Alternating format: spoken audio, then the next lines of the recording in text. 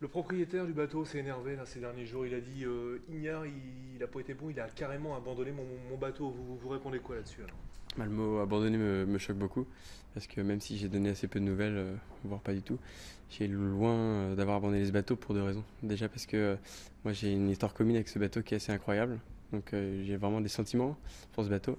Et deuxième chose, pour du concret, j'y ai laissé toutes mes affaires dans ce bateau. Et il y a deux ordinateurs qui sont à moi, je sais pas, il y a quelques milliers d'euros dans ce bateau. Donc il est en Guadeloupe certes, mais j'ai des amis qui passaient de temps en temps voir si c'était pas fait vandaliser et s'il était toujours bien amarré. Voilà. N'empêche, vous n'avez pas donné de nouvelles. Ça fait plusieurs semaines, voire plusieurs mois. Il attend de vos nouvelles. Silence radio, Ignare. Donc qu'est-ce Ouais. qui se passe? Silence radio Ignare. Euh, et qu'est-ce qui se passe, c'est que après un rhum, c'est pas évident, même si j'ai essayé pendant un temps et même si maintenant je fais face à mes responsabilités. Euh, faut pas faire l'amalgame entre donner pas de nouvelles et pas faire face à ses responsabilités. Des solutions, j'en ai cherché, j'en cherche encore. Et j'en trouve petit à petit. Mais voilà, je comprends évidemment sa réaction parce que le silence, c'est dur à gérer. Après, voilà, j'ai loin d'avoir abandonné ce bateau et je prends pas à la légère ce, ce dédommagement vers le propriétaire. Et il faut pas croire que je vais repartir sur un projet, quoi qu'il soit, tant que j'ai pas épongé ce projet Road du Rhum. Parce que là, l'histoire, c'est quoi? C'est qu'il y a eu des avaries sur ce bateau. Vous C'est avez ça, dématé. un sinistre. Donc voilà, faut trouver les sous. Et pour l'instant, vous en avez pas. C'est pour ça que vous n'avez pas répondu. C'est ça un petit peu votre discours aujourd'hui? Euh, le, la raison de pourquoi un silence, elle serait longue à expliquer.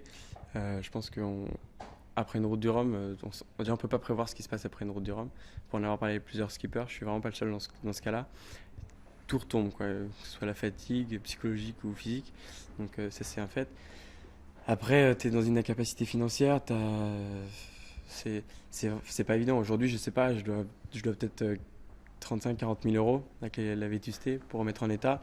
Euh, je vais les trouver, je vais lui les donner. Pourquoi le silence? Je pense que c'est l'après-coup du rhum. Vous êtes Et l'échec en fait, l'échec de chercher les solutions et de ne pas forcément trouver les réponses. Parce que quoi, après une route du Rhum comme ça, vous avez été ultra médiatisé. Vous dites voilà, on se retrouve tout seul, un peu, tout s'arrête. C'est un peu Ouais, ça le. je dis pas que c'est trop en mode télé-réalité, hein. J'ai beaucoup aimé cette médiatisation qu'a plus aimé sponsor. C'était pas trop, mais derrière, si on n'est pas encadré, ça peut être difficile à gérer quand les choses tournent mal. Voilà, et c'est ce qui s'est passé. Parce que vous n'aviez pas trouvé les assurances qu'il fallait. Votre bateau n'était pas suffisamment assuré. C'est. En fait, aujourd'hui, les assurances sont de plus en plus frileuses à assurer ce qui est gréement, c'est ce qui casse le plus vite. Et à mon âge, le plus jeune de l'histoire, ça allait pas pour une assurance. Sponsoriser quelqu'un qui prenait de risques par son titre, le plus jeune de l'histoire, quelque part, c'est celui qui avait le plus de risques de casser. Toutes les assurances ne souhaitaient pas m'assurer le mât. Donc à un moment, il fallait bien se résoudre, parce qu'il y a des engagements avec des sponsors, à prendre une assurance pour pouvoir prendre le départ de cette Route du Rhum 2014. Votre bateau est en route. Le propriétaire utilise la caution qui est de 20 000 euros. Il dit derrière, il va y avoir des frais. Il Mm. parle en tout de 60-70 000 euros. Non, il parle de 70 000 avec le rapatriement du bateau. Donc 50 000 de ma poche. Voilà. Vous allez les trouver où aujourd'hui?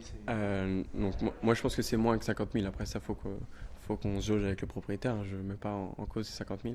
Parce que là, il y a beaucoup de choses, hein, à refaire. Donc c'est un chiffre qui est un peu donné à la légère comme ça. Euh, j'ai trouvé où? Par plusieurs solutions. Déjà que lorsque je cherche des partenaires pour de projets suivants, il y a une clause qui est celle d'éponger le rhum. Il y a une campagne de crowdfunding, donc de financement collectif qui va être lancée ces prochains jours grâce à l'attrait médiatique que cette polémique apporte. Parce qu'il y a des gens qui sont prêts à me soutenir et je les remercie d'avance de m'aider dans ce crowdfunding. Et après, d'autres solutions, que d'autres donateurs, d'autres gens qui vont m'aider physiquement pour réparer ce bateau. En deux mots, il va y avoir entre autres un appel aux dons et vous vous dites la polémique qu'il y a eu peut servir à ça. Il y a un moment, oui, C'est voilà, paradoxal. aujourd'hui, Mais... dans le monde où on est, les réseaux sociaux font que là, aujourd'hui, ça tourne à plein régime et c'est les réseaux sociaux qui aident à faire ces levées de fonds. Je me suis peut-être fait remarquer dans les réseaux sociaux grâce à ma première campagne de crowdfunding où on avait eu un record de France de levée de fonds dans le sport. C'est moins glorieux là, mais j'espère qu'il y aura tout autant de personnes pour m'aider à repartir sur de bonnes bases pour continuer ma carrière, je l'espère. ne nous dites pas que c'était calculé. Non, quand même. Non, je suis pas. Je suis un peu ignare sur ce genre de. Et vous allez l'appeler, le propriétaire là, Tout le monde me pose la question. Oui, parce qu'il attend il attend votre coup de fil. Hein. Ouais, je vais l'appeler. Bien sûr. Il va falloir de toute façon.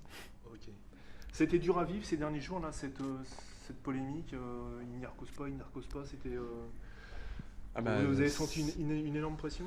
ah bah, je me suis réveillé un matin avec, je sais pas, 240 appels et des 500 notifs Facebook. Et là, j'ai fait ouf. Et là, tu regardes pendant 10 minutes, un quart d'heure, 20 minutes.